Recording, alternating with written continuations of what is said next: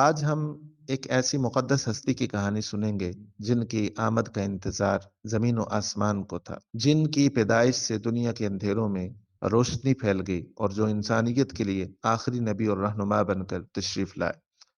مکہ کے باسی اپنی روز مرہ کی زندگی میں مصروف تھے جب رب العالمین نے ایک عظیم بشارت کا اعلان فرمایا۔ حضرت محمد مصطفیٰ صلی اللہ علیہ وسلم کی ولادت سے پہلے دنیا میں جاہلیت کا دورہ تھا۔ لوگ بتوں کی عبادت کرتے تھے، چھوٹے چھوٹے قبیلوں کی لڑائیاں روز کا معمول بن چکی تھی، خواتین کو حقیر سمجھا جاتا تھا، بیٹیوں کو زندہ دفن کیا جاتا، عدل و انصاف کا کوئی تصور نہیں تھا۔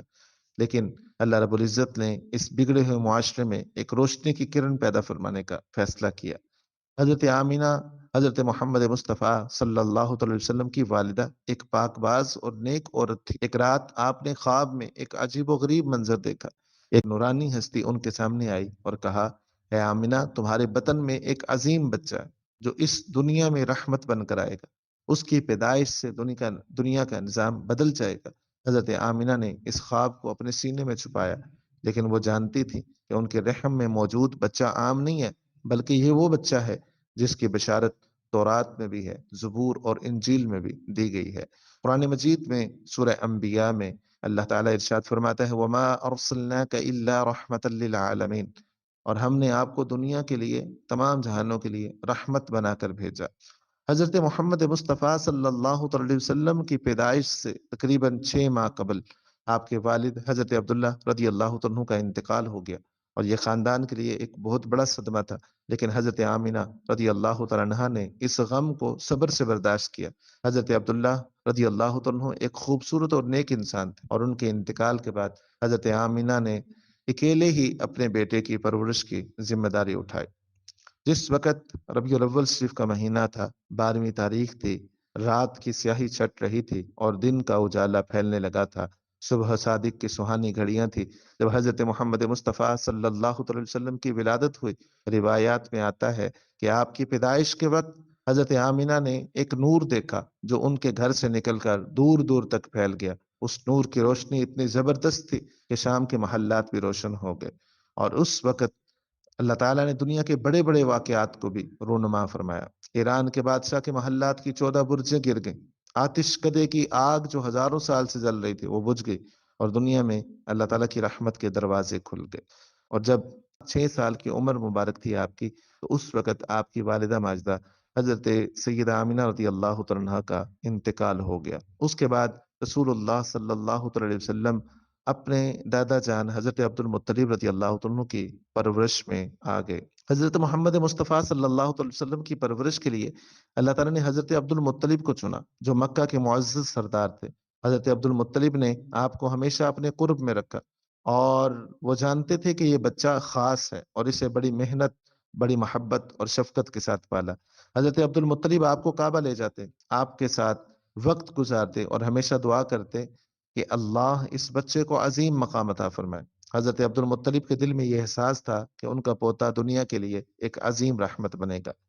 اس زمانے میں عرب کا رواج تھا کہ نوزائیدہ بچوں کو بہترین غذا اور پرورش فراہم کرنے کے لیے صحرا کی جانب بھیجا جاتا تھا۔ یہ سمجھا جاتا تھا کہ صحرا کی ہوا اور ماحول بچوں کی صحت اور قوت کے لیے نہایت مفید ہوتے ہیں۔ اسی روایت کے تحت حضرت محمد مصطفیٰ صلی اللہ علیہ وسلم کو مکہ کی تنگ گلیوں اور ہنگامے سے دور صحرا کی طرف بھیجا گیا تاکہ آپ کی پرورش صحت مند اور قدرتی ماحول میں ہو۔ حضرت حلیمہ سعدیہ رضی اللہ تعالیٰ عنہا کو آپ صلی اللہ علیہ وسلم کو پالنے کی سعادت حاصل ہوئی۔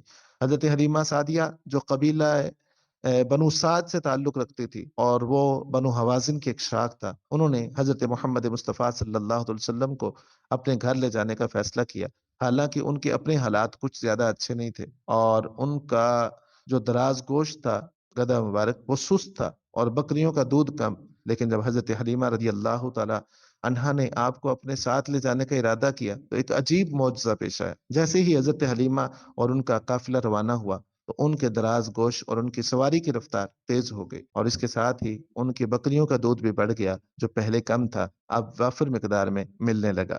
یہ سب تبدیلیاں حضرت محمد مصطفیٰ صلی اللہ علیہ وسلم کی برکتوں کا نتیجہ تھیں۔ آپ صلی اللہ علیہ وسلم کے بچپن میں ایک اہم واقعہ وہ تھا جسے ہم شق صدر ہونے کا معجزہ کہتے ہیں، یعنی سینہ چاک ہونے کا۔ ایک دن حضرت جبرائیل علیہ السلام آپ کے پاس آئے، آپ کا سینہ چاک کیا، آپ کے دل کو نکال کر اسے زمزم کے پانی سے دھویا اور دوبارہ آپ کے سینے میں رکھ دیا۔ اس واقعے کے بعد آپ صلی اللہ علیہ وسلم کا دل مکمل پاکیزگی اور ایمان سے بھر گیا، تاکہ آپ کو آنے والی نبوت کی عظیم ذمہ داری کے لیے تیار کیا جا سکے۔ قرآن مجید میں اللہ تعالیٰ اس واقعے کی طرف اشارہ کرتے ہوئے فرماتا ہے، "الم نشرح لک صدرک"، سورہ الم نشرح ہے، کیا ہم نے آپ کا سینہ کشادہ نہیں کیا؟ حضرت محمد مصطفیٰ صلی اللہ علیہ وسلم کو اللہ تعالیٰ نے آخری نبی کے طور پر چنا۔ آپ سے پہلے کئی انبیاء اس دنیا میں آئے، جیسے حضرت ابراہیم علیہ السلام، حضرت موسیٰ علیہ السلام، حضرت عیسیٰ علیہ السلام، لیکن ان سب نے اپنی امت کو بتایا تھا کہ ایک آخری نبی آئیں گے جو اللہ کا آخری پیغام لے کر آئیں گے۔ قرآن مجید برہان رشید میں سورہ احزاب میں اللہ رب العزت ارشاد فرماتا ہے، "ما کان محمد ابا احد من رجالکم ولکن رسول اللہ وخاتم النبیین"۔ محمد صلی اللہ علیہ وسلم تمہارے مردوں میں سے کسی کے باپ نہیں، لیکن وہ اللہ کے رسول اور آخری نبی ہیں۔ اس آیت مبارکہ میں اللہ تعالیٰ نے واضح طور پر اعلان فرما دیا کہ حضرت محمد مصطفیٰ صلی اللہ علیہ وسلم آخری نبی ہیں اور ان کے بعد کوئی نبی نہیں آئے گا۔ حضرت محمد مصطفیٰ صلی اللہ علیہ وسلم کی پیدائش نہ صرف اہل عرب بلکہ پوری دنیا کے لیے رحمت بن کر آئے۔ آپ صلی اللہ علیہ وسلم کی زندگی انسانیت کے لیے ایک مکمل نمونہ ہے۔ آپ صلی اللہ علیہ وسلم نے لوگوں کو اللہ کی طرف بلایا، توحید کی تعلیم دی اور ان کو بتایا کہ وہ اس دنیا میں امن، محبت اور عدل کے ساتھ زندگی گزارے۔ آپ کی تعلیمات کا خلاصہ قرآن کریم ہے، جو قیامت تک کی انسانیت کے لیے رہنمائی کا ذریعہ ہے۔ جزاک اللہ خیرہ۔